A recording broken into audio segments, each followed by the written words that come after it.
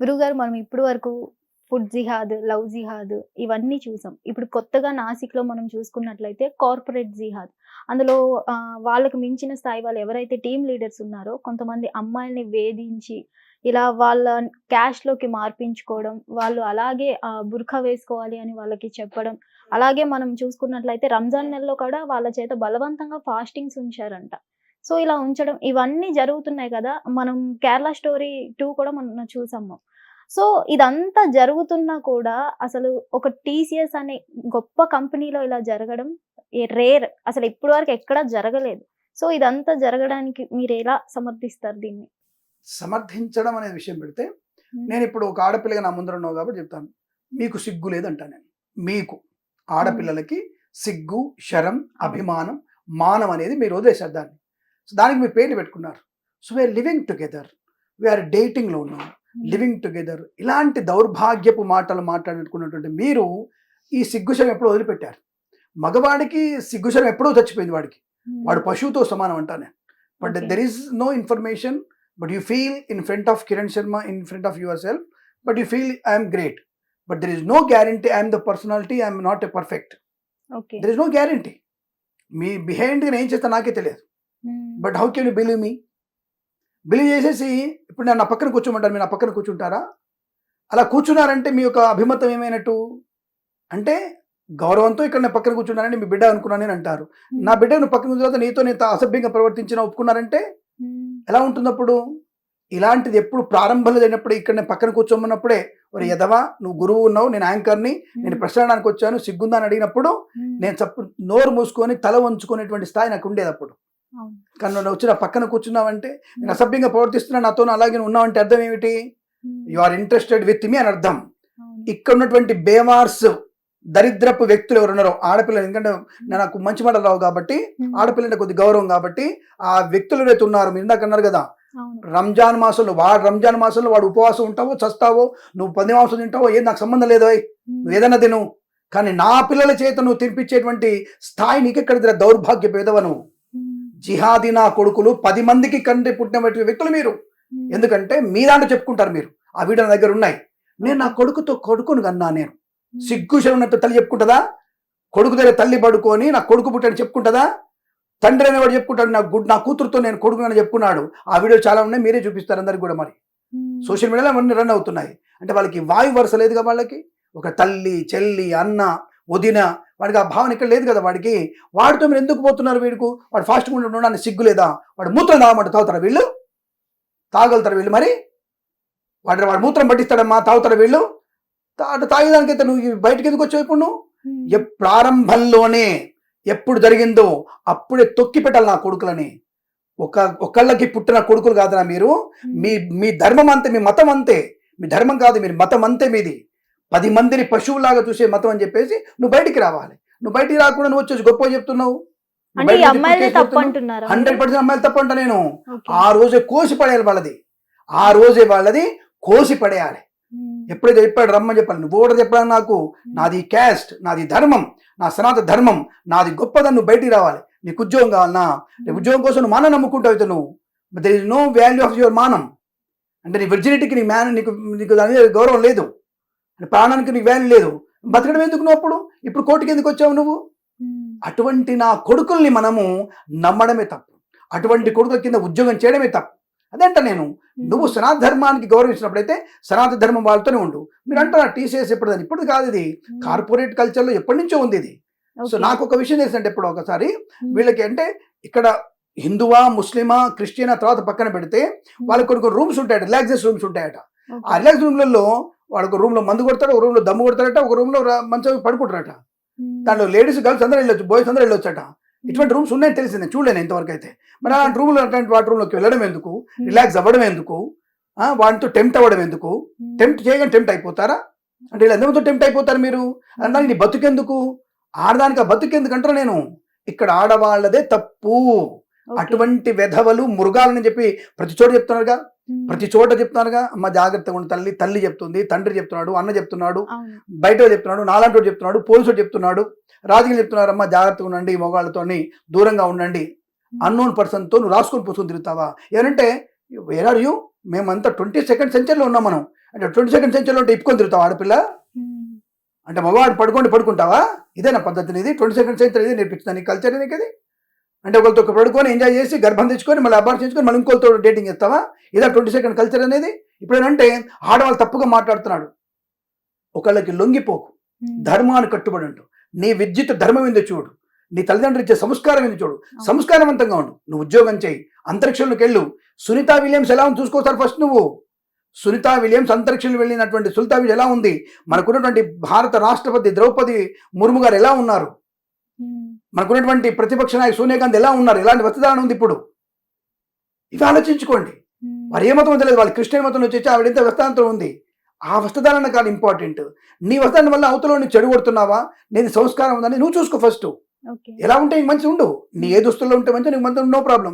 కానీ అవతల వాళ్ళకి నువ్వు చెడ్డగా కనిపించి నిన్ను చెడిపోయాలన్నటువంటి సిచ్యువేషన్ వస్తే నువ్వు ఎలా ఉంటావు నేర్చుకుంటాను నేను. ఒక సంస్కారం, ఒక పద్ధతి, నిన్ను దేవతగా కొలిచేటువంటిగా ఉండాలి నువ్వు.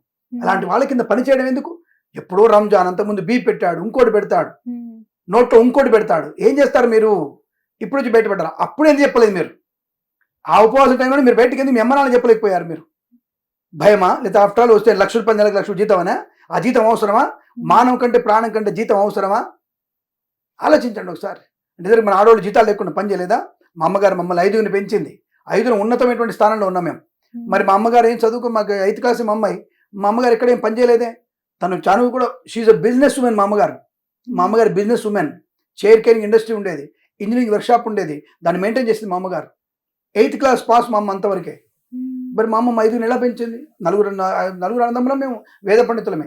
నేను జ్యోతిష్కుడిని. మా అక్క మంచి బావగారికి మంచి పండితుడికి ఇచ్చేసింది. నా భార్య గ్రాడ్యుయేట్, పోస్ట్ గ్రాడ్యుయేట్. మేము చదువుకోలేదా? మరి మేమందరం మంచి ఉన్నత స్థాయి లేదా? నాదే ఎగ్జాంపుల్ చెప్తాను నేను. నా తల్లి, నా కూతురు, నా చెల్లెలే నాకు ఎగ్జాంపుల్. నా కూతురు ఇప్పుడు యూఎస్లో అండర్ గ్రాడ్యుయేట్ చదువుతోంది. We feel better. చెప్తాను ఇదే విషయం. ఎవరైనా అంటే చంపేయి, ఆ చంపేసే ప్రయత్నం మనం చేయాలి. కానీ నువ్వు అక్కడ ఏమనుకుంటారో, వీడేమనుకుంటాడో అని చెప్పి ఉద్యోగం పోతుందేమో, ప్రమోషన్ రాదేమో, రేపు వాడు పడుకుంటాడు. మొన్న ఒక జరిగింది, కుకటపల్లి జిహాదీ నా కొడుకులు చేశారు కదా. తను మతం మారి తన పేరు మార్చుకొని హిందూ పేరు పెట్టుకొని వాడు పెళ్లి చేసుకున్న తర్వాత ఫస్ట్ నైట్ రోజున 3 స్నేహితులతో రేప్ చేయించాడు. ఇదా ప్రేమ అంటే? రిజిస్ట్రేషన్ ఆఫీస్ తెలుస్తాయి, పలానోడు ముస్లిం, పలానా హిందువు. ముస్లిం అమ్మాయిని హిందూ పెళ్లి చూపించండి నాకు ఎంత పర్సెంటేజ్ ఉందో. 1.1% ఉంటుంది. చూపించండి నాకు ఎక్కడుందో. కానీ హిందువులు మాత్రమే ముస్లిమ్స్ టార్గెట్ చేసి పెళ్లి చేసుకుంటున్నారు. జిహాదీ వాళ్ళతో ఎందుకు పడుతున్నారు వాళ్ళ వల్ల? ప్రతి ఒక్క ఆడపిల్ల వాళ్ళు పెళ్లి చేసుకున్న తర్వాత మళ్ళీ విడాకులు వచ్చేసి నన్ను కొట్టాడు అని చెప్పి ఈ మధ్య అందరు బయటకు వస్తారు. రానుళ్ళు ఎంతమందో, వాళ్ళ అన్నలు, వాళ్ళ మొగుళ్ళు అందరు పడుకొని దాన్ని అమ్మాయిని రేప్ చేసి పెట్టాడు. మొన్న ఒకడు పిల్లలు లేడు, 180 మెంబర్స్ని వాడు, మైనర్స్ని వాడు అసభ్యంగా చేసిన విషయం. వాడి పేరు జమీర్ అంటూ బయటకు వచ్చేవాడు. 180 మందిని మైనర్ బాలికల్ని బయట తీసుకొచ్చేవాడు. వాళ్ళ జాతి అటువంటిది. ఆ జాతితో నీకు సంబంధం ఎందుకు? నువ్వు వాళ్ళతో ఫ్రెండ్షిప్ ఎందుకు అసలు? నువ్వు అది నికృష్టపు జాతి. ఆ జాతి ఉండకూడదు. అందరు ముస్లిం చెడ్డమని చెప్పట్లా. దొరికిన ప్రతి ముస్లిం వాడు చెడ్డవాడిగానే ఉన్నాడు. ప్రతి ఒక్కటి చెడ్డవాడే ఉన్నాడు. హంతకుడు, రేపిస్టు, అన్ని ప్రతి ఒక్కటి వాడే ఉన్నాడు. So don't beware of them అంటున్నా నేను. ఖచ్చితంగా జాగ్రత్తగా ఉండాల్సిందే మీరు.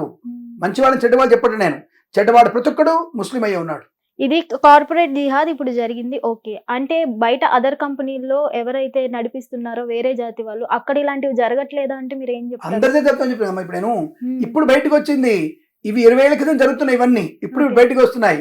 అప్పుడు వాళ్ళ అవసరాల కోసం, వచ్చే జీతభత్యం కోసం, 3 పిల్లలు సంపాదించారు కాబట్టి సైలెంట్ గా తెచ్చుకున్నటువంటి వాళ్ళు అలా అనుభవిస్తూ ఎన్నో రకాలు చేసి ఇప్పుడు బయటకు వస్తున్నారు.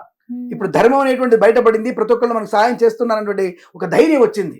సనాతన ధర్మం అంటే వీరు తెలిసి వచ్చింది. ఇప్పుడు వాళ్ళు బయటకు వస్తున్నారు. అదే అంటున్నా, నా నారీ తేజం బయటకు వస్తుంది. ఇప్పుడు నారీ తేజం బయటకు వస్తుంది. పర్వాలేదు, ఎప్పటికైనా మేల్కుంటున్నారు. అటువంటి వాళ్ళతో దూరంగా ఉండండి. మనం బయట బోర్డు పెడతాం కదా, కుక్కలు ఉన్నాయి జాగ్రత్త, కాబట్టి వీళ్ళున్నారు జాగ్రత్త అని బోర్డు పెట్టుకోండి. It's very important.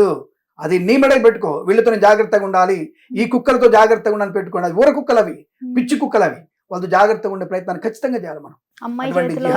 Corporate jihadi కానీ ఏ జిహాదీ కానీ అందరికీ టార్గెట్. మనం ఖచ్చితంగా నీ మెడలో వరాహస్వామి ఫోటో పెట్టుకొని తిరగాలి. వరాహస్వామి మెడలో నీ డాలర్ వేసుకొని తిరగాలి. ఖచ్చితంగా వేసుకొని తిరగాల్సిందే మనం.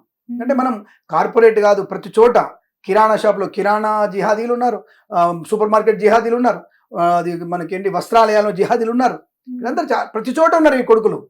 లేరని చెప్పట్లేదు. ప్రతి చోట వీళ్ళకి లొంగ తీసుకోవడానికి ఒక్కొక్క లొంగ తీసుకొస్తే వాళ్ళకి వచ్చే డబ్బులు కూడా ఎక్కువ ఉన్నాయి వాళ్ళకి. ఓకే. ఆడపిల్ల ఎలా తయారైనట్టమ్మా, మనకు చాలా చెప్పాను నేను, సెల్ ఫోన్ కొనిస్తే లొంగిపోతున్నారు వాళ్ళు రేపు. అంత దౌర్భాగ్య స్థితిలో ఉన్నారు. ఒక ఐఫోన్ కొనిపిస్తే నీకు లొంగిపోతున్నారు వాడికి. ఎంత దరిద్ర వీడియో చూశానంటే మొన్న ఒకటి దరిద్ర వీడియో చూశాను నేను. 18 years 16 years గర్ల్స్ని, అమ్మాయిని, స్కూల్ అమ్మాయి పిల్లని, ఇది మనం ప్యాంట్ షర్ట్ సూట్ లాంటిది ఉంటే అమ్మాయిని ఒక్కొక్క బట్టలు ఇప్పుతూ వాడు వీడియో తీశాడమ్మా. నలుగురు అసలు మొత్తం నగ్నంగా అమ్మాయి వీడియోలు వచ్చి రన్ అయింది ఈ మధ్య. అది ఏ స్థాయికి దిగజారిపోయినాము. పిల్లలు ఎలా పెంచుతారు? మీకు సిగ్గుశరం లేదు? దానికంటే చనిపోవడం పెట్టు, దానికంటే మానవే గొప్పది ఆడపిల్లకి. అటువంటి దాన్ని మీరు అపహాస్యం చేస్తున్నటువంటి దరిద్ర రోజుల్లో ఉన్నాం మనం. కాబట్టి దర్ ఇస్ నథింగ్ బట్, నేను వాళ్ళ ఎట్టి పరిస్థితుల్లో దాన్ని యాక్సెప్ట్ చేయను. అటువంటి వ్యక్తులని చంపేయమని చెప్తాను. బయటికి పిలిచి వాడికి ఉన్నటువంటి అవయవాల్ని కోసేయాలని చెప్తాను. ఇప్పుడు వాళ్ళకి శిక్ష పడుతుంది అంటారా గురుగారు? ఎక్కడ 20 తారీఖు 27 తారీఖు కల్లా పెద్ద పెద్ద నాయకులు వెళ్ళిపోతారు. మావాడు అమాయకుడు అండి, ఓ లోగు బహుత్ అచ్చాలోగే, వాళ్ళ అమాయకులు, వాళ్ళు ట్రాప్ చేయబడ్డారు, సారీ ఏం కాదని చెప్పేసి బెయిల్ వచ్చేస్తే వాళ్ళకి 25 కల్లా ఖచ్చితంగా వస్తుంది బెయిల్ వాళ్ళకి. ఏం చేయలేరు మీరు, చెప్తా కదా. ఈ అమ్మాయిలు లాస్ట్కి వచ్చేసరికి కాంప్రమైజ్ తీసుకొచ్చారు తప్ప మనకు తెలియకుండా అక్కడ కూడా పోయిన తర్వాత మీకు 2 కోట్లు ఇచ్చేస్తాం సైలెంట్గా వదిలేని చెప్తారు. ఇంకా చెప్పలేం అలా అవుతా అంటే, ఊహించడానికి కష్టం, కానీ ఇలాంటివి జరగవచ్చు అంతవరకు. అంటే గురుగారు అడుగుతున్నానని ఏం అనుకోవద్దు, ఈ జాతే ఇంత అన్నారు కదా మరి, ఇది గనక ముస్లిమ్స్ గనక చూసి మా జాతి వాళ్ళని ఇట్లా అన్నారు, ఓకే ఈ జాతే ఇంత, మరి మా జాతి దగ్గరికి మీ జాతి వాళ్ళు వచ్చి ఇలా చేశారు, ఇప్పుడు బయట పెడుతున్నారు దీనికోసం అని అడిగితే మీరు ఏం? అదే తప్పు. ఫస్ట్ చెప్పింది ఏంటి? మన ఆడపిల్ల తప్పు, సిగ్గు శరం లేకుండా నీ తప్పని చెప్పిన. అందుకే బయట పళ్ళు అమ్ముతాడు, బోర్డు ఉన్నామా, వాడు ఉమ్మేసి అమ్ముతున్నాడు.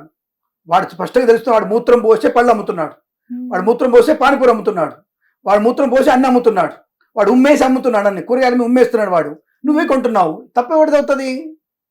నీ తప్పు. నేను ఫస్ట్ చెప్పేది అందుకే, మన ఆడపిల్లలే తప్పు. సిగ్గు శరం మానం అభిమానం లేకుండా తల్లిదండ్రుల సంస్కారం నుంచి మర్చిపోయి నువ్వు చేసిన పని కాబట్టి తప్పు నీది. వాడు ఎందుకంటావు? వాడు అంగట్టు అన్ని పెట్టుకుని కూర్చున్నాడు వాడు, నువ్వు ఎప్పుడు వస్తావు అని చెప్పేసి వల వేసాడు. చేప ఇరుక్కోవడం చేప తప్పు తప్ప ఎరేసిన తప్పు ఎందుకు అవుతుంది? ఎరకు ఆశపడ్డావు నువ్వు కాబట్టి పోయినావు. తప్పు మనదే అవుతుంది, 100% తప్పు మనదే.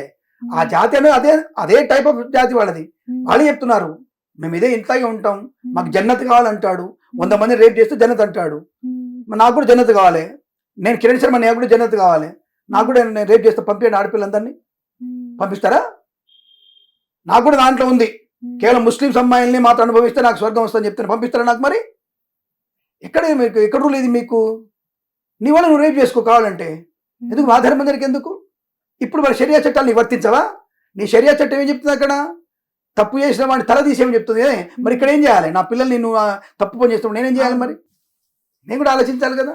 కానీ అటువంటి చట్టం కొన్ని అటువంటివి కూడా మనం తీసుకొచ్చే ప్రయత్నం చేస్తేనే మన సనాధర్మం కాపాడబడుతుంది, లేదంటే ప్రమాదంలో పడవ ఖచ్చితంగా ఉంటుంది. నేనేమి చట్టానికి వ్యతిరేకంగా మాట్లాడట్లేదు, జరుగుతున్న పరిణామాలు మీకు చూపిస్తున్నాను. తప్ప నేను భయపడిపోయి చేసేవాడిని కాదు. నన్ను ఏం చేస్తారు వాళ్ళు? ఏం చేస్తారు వీళ్ళు? నలుగురుగా నన్ను చంపేది అనుకో, ఒకరిని చంపలేను నేను, ఒకరిని చంపలేనా? నేను లాజిక్ ఏదో బెదిరిపోతా అనుకుంటే నేను భయపడనట్లా. నలుగురు చంపడానికి వచ్చారు, అటాక్ చేస్తారు, ఓకే పొడుస్తారు, ఒక్కరిని పడలేనా? ఖచ్చితంగా పడగలుగుతాను నేను. దానికి భయపడేటువంటి ప్రయత్నం చేయను. ఎందుకు సార్ ఇంత కోపం అంటే, నా ధర్మం ఇది, నా ఆడపిల్లలు వీళ్ళు, నేను అక్కగా తల్లిగా దేవతగా పూజించుకునే నాకు ఆ పిల్లలు నువ్వు నాసిక్లో అయిందా లేకపోతే బెంగళూరులో అయిందా నాకు అనవసరం, నా ఆడపిల్లలు అని చెప్తాను నేను. కాబట్టి వాళ్ళ కోసం నేను తప్పకుండా మాట్లాడకపోతే అది అది ఇదంటారంటే మనం ప్రపంచంలో లేనట్టే, మనం అంటే మానవ ప్రపంచం లేనట్టే. అటువంటి మృగాల గురించి మాట్లాడిపోతే కష్టం. కాబట్టి ఇదన్నా వింటే కొంతమంది అన్న ఓ 2-3 నా సోదరులు నా బిడ్డలు లాంటి వాళ్ళు మారే అవకాశం ఉంటే ఐ ఫీల్ వెరీ హ్యాపీ. అందుకే ఇంత ఉక్రోక్షంగా మాట్లాడుతున్నాను నేను. నాకు వాడి మొత్తం గురించి నాకేం అవసరం?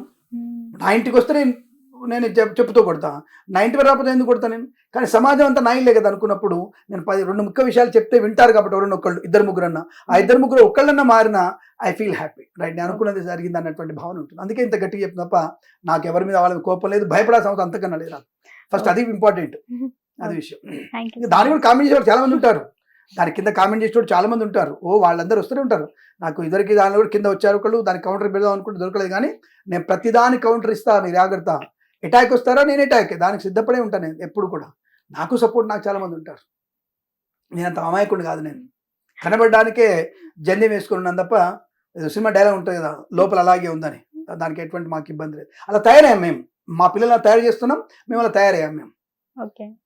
హ్యాట్ నమస్తేకి నమస్తే, కుస్తీ 2 ఉన్నాయి మా దగ్గర కూడా. రైట్, శుభమస్తు. హిట్ టీవీ యాప్ ఇందులో short news, live news, entertainment shows, movies, digital magazines తో పాటు మీ జిల్లా వార్తలను కూడా ఫ్రీగా చూడొచ్చు. ఇంకెందుకు ఆలస్యం, వెంటనే హిట్ టీవీ యాప్ ని డౌన్లోడ్ చేసుకుని ఫ్రీగా ఎంటర్టైన్మెంట్ పొందండి. Hit TV app. Hit TV app. Please download Hit TV app. Hit TV యాప్ని ఫ్రీగా డౌన్లోడ్ చేసుకొని ఎంజాయ్ చేయండి. మీకు నచ్చిన ఎంటర్టైన్మెంట్ కోసం హిట్ టీవీ యాప్ ని ఫ్రీగా డౌన్లోడ్ చేసుకుని ఎంజాయ్ చేయండి. హిట్ టీవీ యాప్ని డౌన్లోడ్ చేసుకుని ఆస్వాదించండి, ఆశీర్వదించండి. ఇంతమంది సెలబ్రిటీలు హిట్ టీవీ యాప్ ని డౌన్లోడ్ చేసుకోండి అని చెప్తున్నారంటే ఎంత మంచి యాప్ ఆలోచించండి.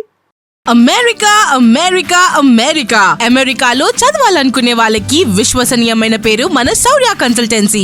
UK Law 1 Year Masters. UK Law 1 Year Masters. 2 years work permit up to 5 years visa. Contact Saurya Consultancy. Contact 89851 89851.